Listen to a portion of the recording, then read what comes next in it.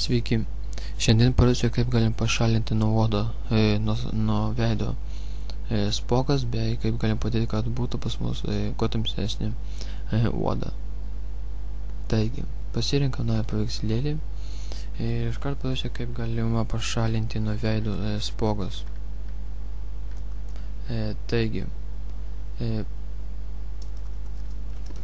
priartinam mūsų paveikslėlį ir pasirinkam Patch Tool ir ten, kur yra spuogo gražiai su Patch Tool apvedžiojam ir patraukiam į šoną, kur nėra spuogos. Ir matom rezultatą, kad nėra šitas spuogos. Ir su kitas spuogam irgi apvedžiojam gražiai ir iš šono traukiam ten, kur nėra spuogos. Taigi matot, koks išėjo rezultatas. Ir taip darot su kiekvienu spuogu ir nežinau, kas pas jūs būtų. Gerai. Taigi, dabar parodysiu, kaip patemsinti galbūt odos spalvą.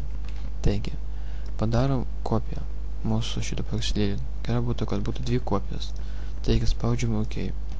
Grįžtam prie pirmos kopijos ir einam Filter, Blur, Gaussian, Blur.